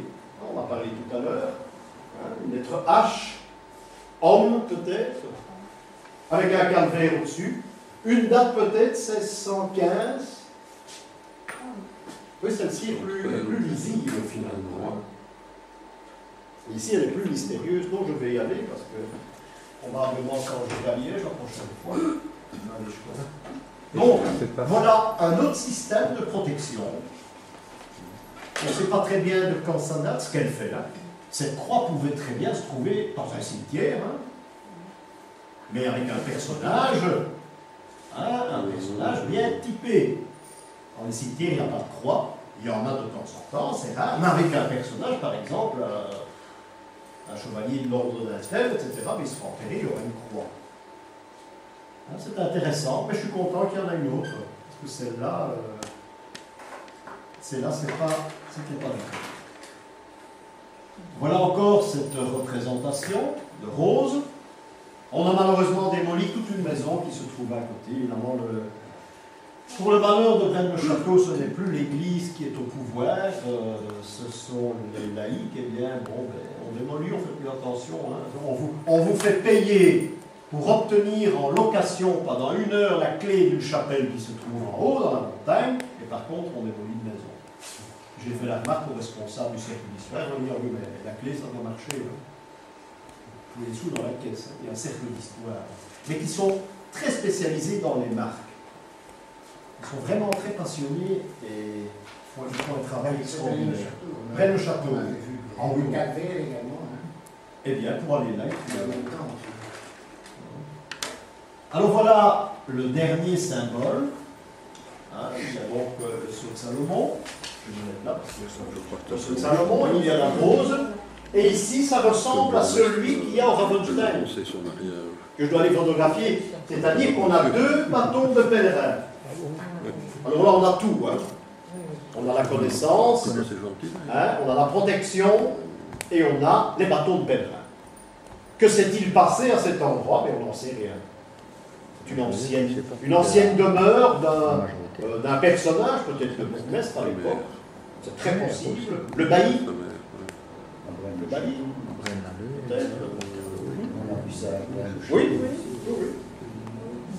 Donc c'est intéressant. Mais là même se trouve un peu de choses près au Ravenstein. C'est pour ça que je vais aller. Donc voilà des signes qui se trouvent dans la même maison. Des signes à la fois de protection. Hein? Peut-être de bienvenue aux pèlerins. Il est possible qu'il y avait une auberge, je n'en sais absolument rien, mais un endroit où on invitait les pèlerins à se rendre. Alors je dis toujours, on l'a dit en franc-moi, vous imaginez, que Braine-le-Château devait être un endroit exceptionnel dans le domaine de la symbolique, étant donné qu'on y trouve d'abord ces signes qui sont très rares, tous ensemble, concentration, qu'on y trouve dans la petite chapelle Sainte-Croix, cette fameuse tringle, hein, qui donne les mesures du Christ. La toise du Christ a servi aux constructions à Braine-le-Château. C'est quelque chose de fabuleux. J'ai jamais rencontré ça une fois. Ils le prétendent, ça ne fait rien. C'est ça qui est intéressant. Depuis quand? Depuis bien longtemps. Mais ce qui est dommage, c'est qu'on a détruit l'église à Braine-le-Château. Elle est récente. Ça, c'est bien dommage. Il devait y avoir des choses extraordinaires que jamais personne n'a été chercher. Et ça, c'est bien dommage. Ça devait être une église extraordinaire. On va voir ça. Sa grandeur, on devait y trouver des choses exceptionnelles. Et il n'y a rien. Il n'y a pas de trace. Bon. Oui, ça c'est un autre sujet, mais qui fait partie des pentagrammes. Il faut donc savoir qu'en symbolique, eh bien, il y a un chiffre qui est très important, c'est le chiffre 5. Ce n'est pas le plus important c'est le 12. Chaque nombre a une signification, à peu près, ça va jusqu'à 70, chaque nombre a une signification symbolique. Hein, on parlera un jour de la franc-maçonnerie, mais ils ont copié sur ce qui existait au Moyen-Âge, c'est pas plus difficile que ça, pour se donner une certaine importance, mais qui n'ont pas toujours compris. N'empêche, le chiffre 5 a été adopté par les maçons. On rencontre ce chiffre assez souvent dans les logs. Le 5 est un nombre particulier parce que le 5 est un symbole de souffrance, d'abord. Un symbole de souffrance. Il y a les 5 plaies du Christ. Un Christ a parfois 4 plaies. Quand il a été crucifié avec 4 clous. Et en général, ceux qui ont été crucifiés avec 4 clous, la plaie thorax mort, bien souvent. Donc on est dans une autre symbolique, avec le chiffre 4. 4 c'est l'homme, mais l'homme face à Dieu, le profane en quelque sorte. Donc on a ici un nombre, le 5 qui protège, mais qui est également un symbole de souffrance. Il y a un deuxième, quelque chose qui accompagne cette souffrance, c'est le symbole de la nourriture. Partout où vous allez trouver jusqu'au XVIIIe siècle encore la présence d'un chiffre 5, mais pas chiffré, hein. Il y a peut-être 5 statues de saints devant vous, ou bien le carrelage, même un carrelage du XXe siècle, hein, dans ce monastère. Le chiffre 5 est le chiffre de la nourriture. Très important, le chiffre de la nourriture. Alors, il faut savoir aussi, c'est que ces problèmes de souffrance et de nourriture, eh bien, trouvent leur origine dans le paradis terrestre. Hein. Tout vient du paradis terrestre. Nous allons développer ça un petit peu par après. On a ici Adam et Ève, hein, qui sont représentés. Est-ce qu'il y a un nombril là-dedans? Oui, Adam a un nombril, mais Ève, elle le cache avec beaucoup de pudeur. Parce qu'elle ne devrait pas en avoir. Logique. Même Adam ne doit pas en avoir. En fait, ici, on a partagé en deux, on a dit on rentrerait là, là-dedans, et l'autre vont payer. Ça reste mystère. Il y a des questions et des problèmes en théologie. Hein. Il y a eu des hérésies qui sont nées avec ça. Hein. Pourquoi mettre des nombrils à Adam et à Ève? C'est ridicule. Mais n'empêche, il fallait humaniser une certaine époque au Moyen-Âge. À la fin du Moyen-Âge, il fallait humaniser les choses. Les gens se seraient posé des questions, pourquoi il n'a pas quelque chose à cet endroit-là comme moi? C'est logique. Donc il faut humaniser. C'est très important quand on a un Dieu le Père, on le représente toujours avec une grande barbe et avec un air pas toujours gentil. C'est logique, il faut humaniser les personnages. Donc c'est une démarche. Les vierges qui allaitent aussi, hein, le problème est le même. Hein. C'est une invention. Un jour, on a dit, mais on va être proche du peuple. Et on a raconté. Ah, c'est logique. Hein, c'est logique. Hein. Ah, le 5 est un chiffre du paradis terrestre, parce que pour se nourrir, il faut souffrir, c'est indiqué dans la Bible. Hein.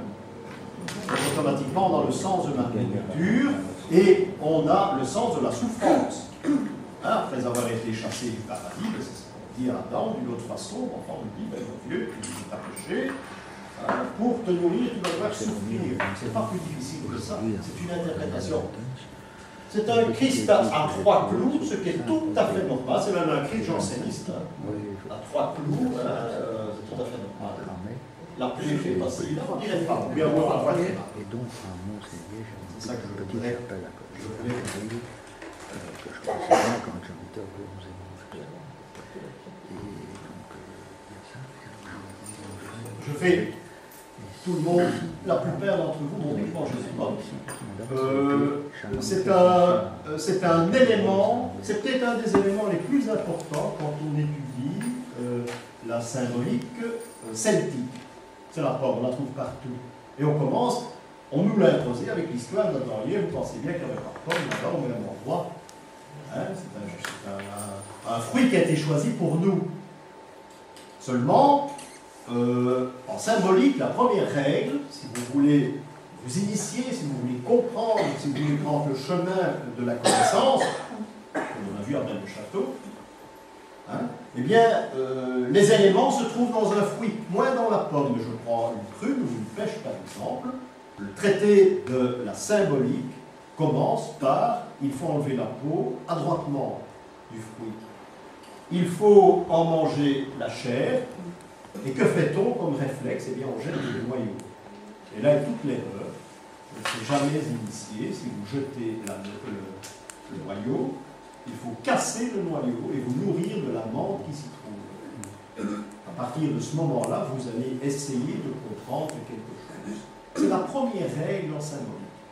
C'est ce qu'on vous a dit. Alors ici, il y a peu, seulement rapport à ce que nous faisons aujourd'hui, il y a quelque chose d'assez extraordinaire, sauf si les fruits ont changé.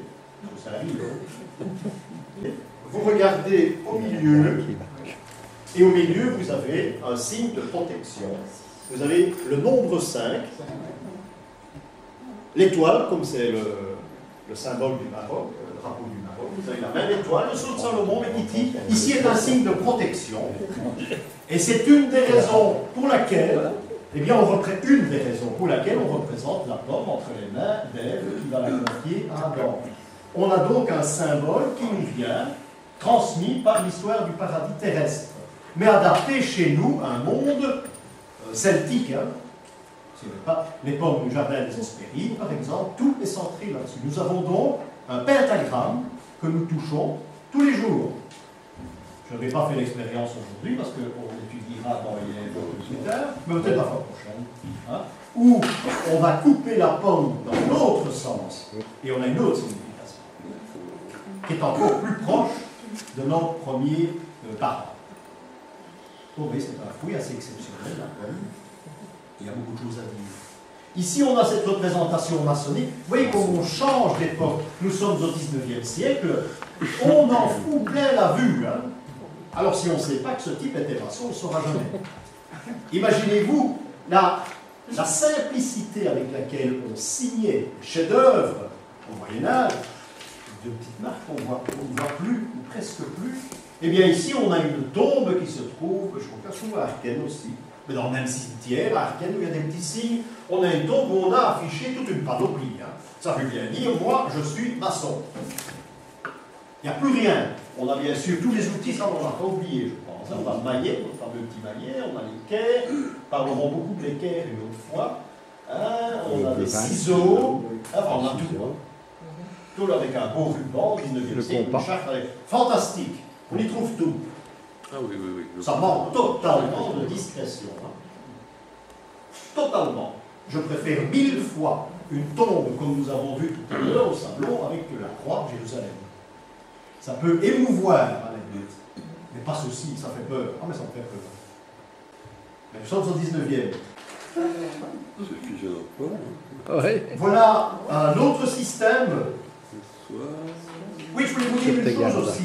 On a parlé des lettres Sur grecques. de gare. Vous savez qu'il existe un glossaire TE. d'abréviation à l'Église. Ce glossaire, il faut l'apprendre parce que très vite, vous voyez également à qui vous avez affaire. Alors le glossaire, je l'ai ici, mais je vous l'ai imprimé pour la fois prochaine. Quand vous voyez dans les registres les initiales PR, on ne sait pas se tromper, il s'agit d'un prêtre. S'il y a AB, il s'agit d'un abbé. Attention, nous avançons dans le temps ici, nous ne sommes plus au Moyen-Âge. Ça veut dire qu'il faut se faire comprendre avec des moyens que tout le monde connaît, ou à peu près. ARH, c'est archevêque. EV, c'est évêque. Ça peut aider, hein. Ça peut aider. Il y a d'autres systèmes. Mais dans les livres, généralement, vous trouvez encore à l'heure actuelle toujours le même système. L'ordre des carmes, parce que maintenant, on tombe dans la liste des ordres religieux qui étaient très vivants au 19e et au 18e siècle. L'ordre des carmes, c'est OC. C'est pas difficile, hein. Alors, les grands carmes, c'est OC. Les petits carmes, c'est OCD. C'est-à-dire les carmes des chaussées. La différence. Hein. Il y en a qui marchent avec les bas, et les autres, ils sont dans des sandales avec les pieds nus. Il y a une anecdote comme ça qui est très intéressante. Il y avait une brave dame de la noblesse, mais je tairai le nom, qui fréquentait l'église des Carmes à la rue à Tosendorf. Et cette dame était très jolie, et elle venait qu'à récolter le cameron. Vous connaissez ça. Évidemment, le prêtre, le Carme, il faisait son homélie, mais elle était toujours en général en dessous de la chaire de vérité. Et à la sortie de la messe, il y a le prêtre du chez eux, je leur dis, moi, écoutez, madame, excuse beaucoup, mais est-ce qu'il y aurait moyen tout de même de cacher, etc. Nous sommes tout de même dans l'église. Elle a répondu, monsieur, le jour où vous mettez des chaussettes, cachez mon décolleté. Ce sont les carmes des chaussées. Et rue, référence à Bruxelles, rue du Pépin, là-bas, eh bien, ça c'était les grands carmes, carmes réformés. Et les grands carmes se trouvaient pas dans les églises. Si un jour vous allez, j'étais il n'y a pas longtemps, un endroit très très bien, qui s'appelle, où on donne des conférences sur l'aventure, des livres, dans les pays qu'on ne connaît pas généralement. Vous ne connaissez pas ça, c'est un établissement qui est très curieux, il y a des marginaux, mais très bien. Qui se trouvent, voilà, qui se trouvent des grands carmes. Oui, vous allez boire un thé, c'est charmant, ils ont 40 000 sortes. Une espèce de restaurant, là, restaurant-café, non? Oui, oui. Ils font resto aussi? Oui. C'est très sympathique, il y a même des heures, toutes les heures dans le monde. Hein, je ne sais pas si ça marche, mais enfin c'est très bien. L'idée est très bonne, ils ont 40 000 thés, mais ils ont tous le même goût. Bon, et là, vous demandez d'aller voir les caves, ce qu'on fait rarement, on ne fait jamais. Hein? Vous demandez d'aller voir les caves, il y a une jeune fille là qui vous dira très certainement oui, la patronne aussi, ils sont très gentils, ils font des photos, et vous avez vraisemblablement une des caves du monastère des Grands Carmes qui se trouvait là. Vous connaissez? Ah, c'est très bien. Et comment s'appelle l'endroit? Le cercle de voyageurs. Merci. Oui, j'ai déjà été, c'est un très bel endroit. Le cercle des voyageurs.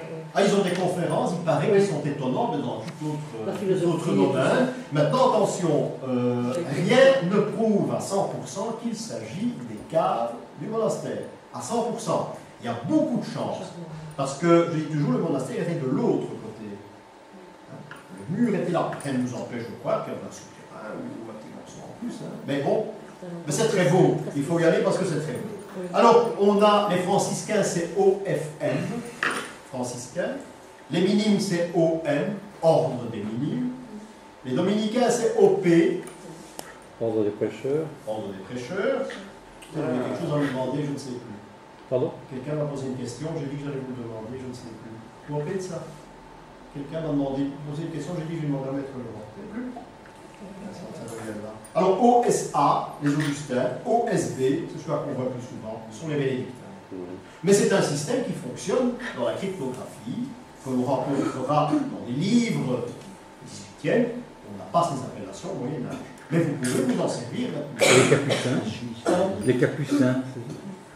Ah, je ne sais pas, ça doit être franciscain. Hein, ouais. Aussi, non, ça va. Ah ouais, Le d'accord. jésuite SJ. au milieu des joues sur HJS. La compagnie de Jésus, comme dit méchamment Monsieur le P en voyant une crèche. Jésus hominé salvateur, JHS. Et qui n'est pas Jésus, en principe c'est Jean, on n'a pas un nom de ça.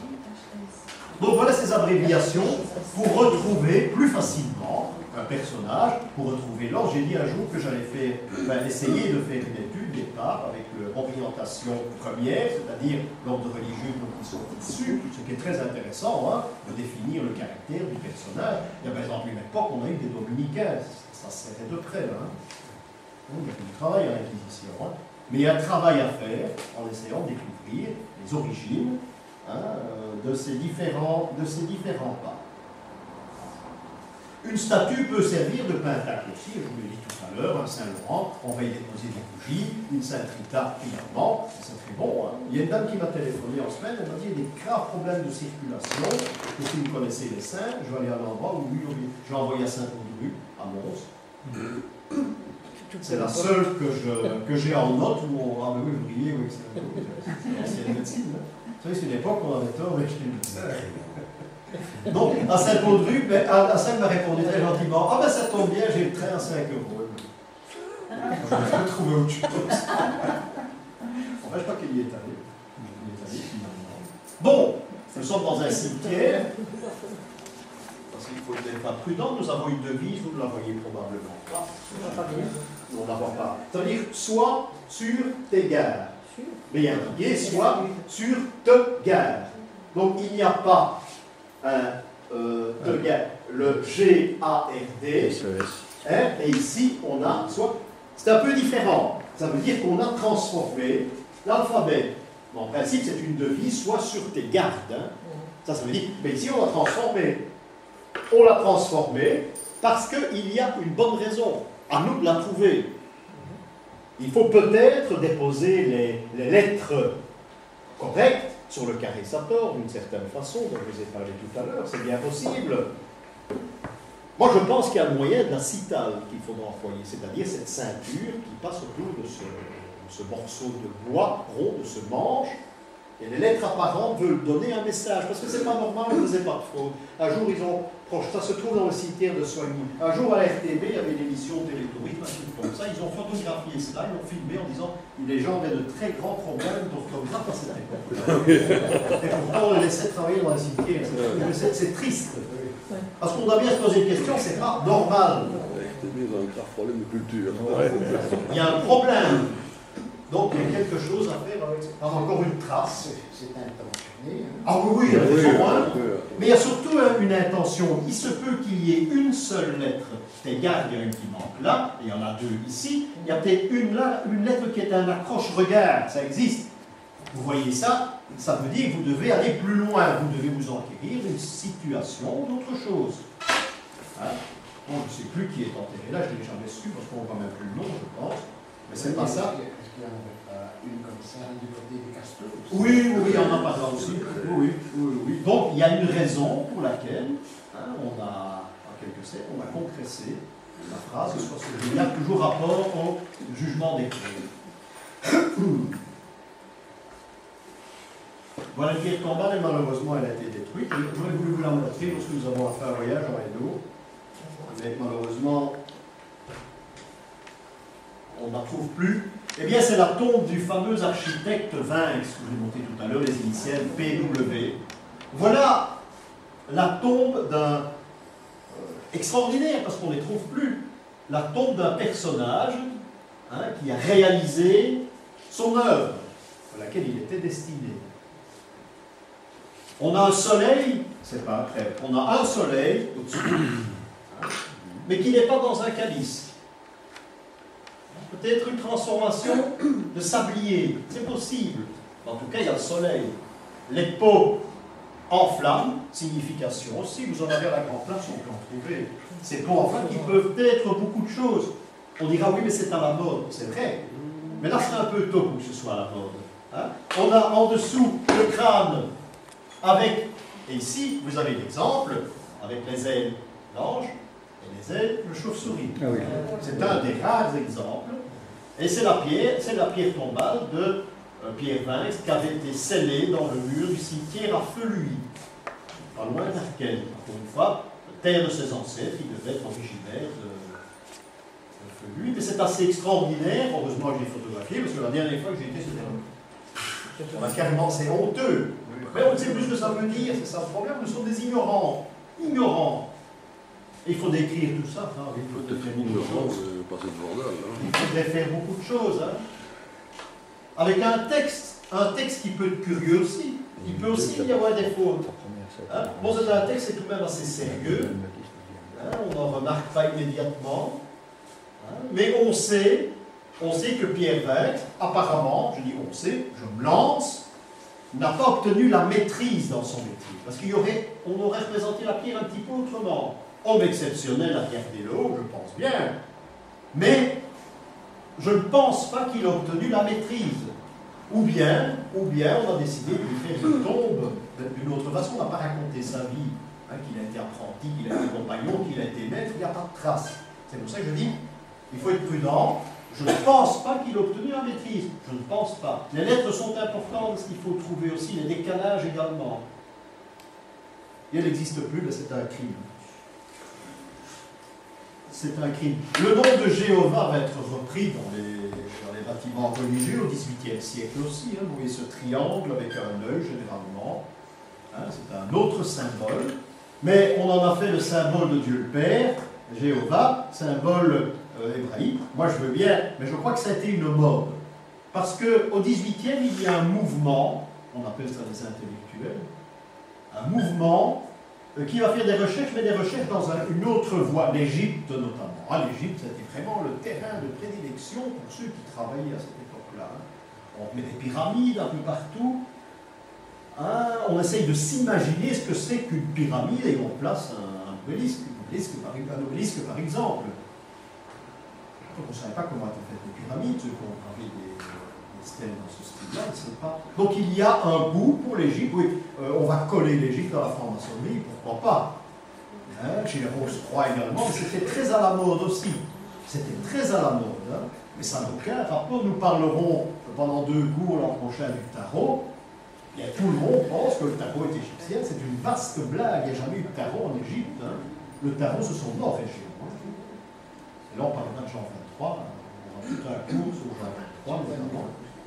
Donc, c'est vous dire que la langue employée à la Renaissance et au XVIIIe aura de plus en plus de l'importance dans le domaine symbolique. Ça, c'est aussi, il faut aussi le dire. Hein, de plus en plus d'importance. Il y a des livres où on traduit la Bible. Hein, il y a un livre, par exemple, où on a traduit la Bible en 6 langues. Donc, au XVIIe, il y a 3 colonnes, 6 langues dans le hébreu. Ça devient assez exceptionnel. Donc on va se servir de ce livre comme code symbolique. La Bible n'est que ça. Un code symbolique, je parle de la Bible. Un code symbolique, on retrouve des tas d'autres codes qu'on va employer. C'est un petit peu ça le but du jeu. Le papyrus, à une époque où on travaille encore sur des peaux, c'est aussi à l'intérêt de cette connaissance de l'Égypte. Le papyrus, c'est dans le domaine du sacré chez nous, parce qu'on ne connaît rien. Mais le papyrus, c'était quelque chose d'extraordinaire quand on a appris que ça existait. Alors les hiéroglyphes, ça c'était de la magie. Et là, il fallait quand même attendre un petit peu de temps lorsqu'il y a un pardon qui a essayé de nous imposer ça. Voilà aussi une tombe intéressante qui se trouve aussi à Feu. Non, ça se trouve à Bruxelles. C'est bien. Là, ça, c'est les observateurs, j'aime ça. Voilà une tombe. Elle est cachée maintenant. Hein. Il y a des grillages. À un moment donné, elle est bien visible. Bon, alors, on ne savait pas que ça existait. On n'a jamais donné la peine de savoir qui c'était. Hein. Ah, c'est compliqué, mais il faut chercher. Il faut chercher. C'est ça le principe de base. Hein. Bon, ici, on a une représentation de ce que l'on sait. D'ailleurs, c'est très beau. C'est du XVIIe. Oui, c'est très beau. On a ici la coquille de la connaissance, hein, qui rappelle l'auréole des saints, une époque où on ne représente plus ces petites couronnes magiques, là, Ça devient un petit peu ridicule. Donc on représente une coquille qui est la connaissance, qui est à peu près la même, qui est au-dessus de mon école de piste. J'ai déjà demandé pourquoi il y avait une coquille au-dessus. Ça, il faudrait essayer de trouver. Une belle coquille, quand même, celle-là. Il n'y a pas plus profane que mon école de piste. Hein. Nous avons ici blason, le blason d'une dame, apparemment, qui doit être d'origine royale. Royale, j'entends royale, la carte donc, française, 3 fleurs de lys, mais disposée d'une autre façon. Hein. Vous ne pouvez pas disposer les 3 fleurs de lys d'or sur fond d'azur. Ce sont les armes du roi, on ne peut pas. Seul, sauf, seule une abbaye, qui dans le Hainaut, décidément il y a beaucoup de choses dans le Hainaut, qui est l'abbaye Saint-Denis en Roqueroy, où là, et c'est toujours le blason de la petite du village, c'est toujours 3 fleurs de lys d'or et fond d'azur. Pourquoi on n'en sait rien? Il devait y avoir quelque chose de prédominant, on ne sait pas. Les abbés ont cru que Clovis était né dans le coin, que c'était impossible, que c'était un cadeau qu'on a fait à Saint-Denis, à l'abbaye. C'est très possible, mais il n'y a aucune trace. Là, c'est un grand mystère. Donc ici, on a affaire à une dame, avec fleurs de lys et autre chose, c'est très mal. Et on a ici représentation d'une marque de métier, parce que les métiers avaient leur marque. Celui qui fabriquait de la porcelaine, mais derrière les assiettes, il avait sa marque aussi. Il y a des marques dans Bruxelles, vous circulez, vous en verrez. On les démolit, on les enlève de plus en plus. Il y en avait une à la fleur en papier doré, là on l'a enlevé. C'est ridicule. Hein. Ça, c'est parce qu'on ne sait pas ce que ça veut dire. Hein. C'est un rapport aux planètes aussi, ce genre de signe. Donc, une famille, il y a 3 filles, monsieur, madame, en principe, il devrait y avoir 3 fils aussi, 2 ou 3 fils, eh bien, une famille de commerçants ou de fabricants, tisserands peut-être, parce que c'est un quartier de tisserands, à condition que la tombe vienne de là. Il se peut que ce soit un curé qui dit on ne va pas la casser, on l'amène chez nous. C'est possible, c'est possible, mais voilà une énigme. L'autre blason, bien malheureusement, a disparu. Il a disparu, donc on n'a que cette trace-là qu'il faut rechercher. Et il s'agit d'une dame. Évidemment, il y a une pierre gravée ici, mais on sait d'où vient le tout. Donc c'est du XVIIe siècle, début du XVIIe siècle. C'est en fonction de par recoupement, ah oui, il faut rechercher le blason. Bon, alors je vous l'ai dit, et pour terminer, que toute la souffrance émane du paradis. Bon, ça, on le sait maintenant. Adam et Ève ont été chassés. Pour la première fois, j'ai rencontré Adam et Ève qui entrent au paradis. C'est très rare. J'ai rencontré ça il n'y a pas longtemps. On ne représente jamais la scène où ils sont invités. On voit toujours la scène où on les rejette. C'est assez rare, mais j'en ai rencontré tout de même. Donc, on a parlé de cette pomme, on a parlé du pentacle, on a parlé de l'étoile, le sceau de Salomon, mais il y a à ajouter à cet ensemble, ce que nous avons vu aujourd'hui, eh bien, il faut tout de même parler également de ce nombre 5, mais dans le domaine de la nourriture, parce qu'il ne suffit pas de souffrir pour pouvoir se nourrir, il y a cet emprunt à la symbolique. Les ordres religieux, où vous allez bien se remplir du ventre, vous allez toujours retrouver un symbole, une représentation du chiffre, du nombre plutôt 5. Il n'y a pas d'exception. Est-ce que c'est pour ça que souvent, lorsqu'on représente les noces de Cana, il y a 5 jarres? C'est ça. Il y a un 6e qui verse, avec une dans les 5 autres. Oui, oui. Donc, partout où il y a la nourriture qui est en question, vous avez, que ce soit par la représentation d'un saint, mais il y aura un rapport entre ce saint, Saint-Quentin par exemple, peut bien être présenté dans ce sens. Le martyr de Saint-Quentin peut se retrouver dans un endroit, dans un monastère ou ailleurs où il est question de nourriture. Souffrance, oui. Talisman, oui. Mais nourriture aussi.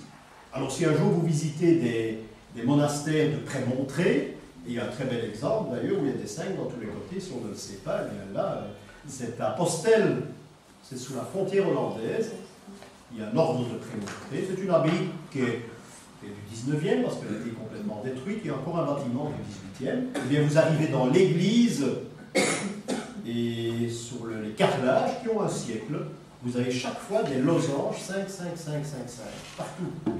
Partout. Les prémontrés sont des chanoines, quand même. Oui. Ce ne sont pas donc...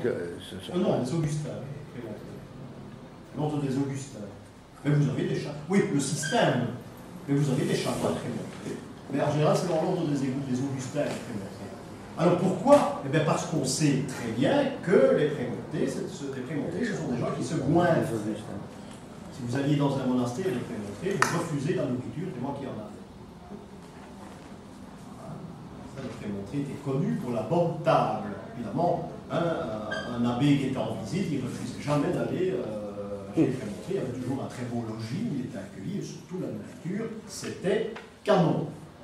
Donc, important pour les prémontrés. Je pense à Sandérus, qui est le grand dessinateur, un homme exceptionnel à la Renaissance, qui a dessiné toutes les abbayes, un travail fou, toutes les abbayes, et on peut se rendre compte, alors là, avec une précision, ce qu'était l'abbaye à tel endroit à son époque. Et il avait un système d'accueil, une marque qui plaçait sur ses dessins de quelle façon, il expliquait de quelle façon il a été accueilli dans le monastère en question. Eh bien, vous connaissez, c'est une question de chaleur humaine, à la limite. Vous devez compter les cheminées qui fument sur le dessin. Eh bien qu'il y a une cheminée qui fume, pas terrible. J'en ai même une, je crois que c'est l'hôpital Saint-Pierre, le couvent Saint-Pierre, il n'y a qu'une cheminée qui... Par contre, chez les prémontrés, ça fume. Ah, il y en a tous les côtés. Il faut faire cet exercice en des rues, c'est connu. Alors pourquoi terminons par ce nombre 5 qui est important, on en a parlé pendant, nous sommes ici tout à l'heure, pourquoi ce 5 a été choisi pour la nourriture, c'est très simple, lorsque vous lisez les évangiles, eh bien, on dit que le Christ s'est nourri 5 fois. Il y a 5 dîners, et on n'en parle pas d'autres, c'est probablement nourri ailleurs, mais il y a 5 dîners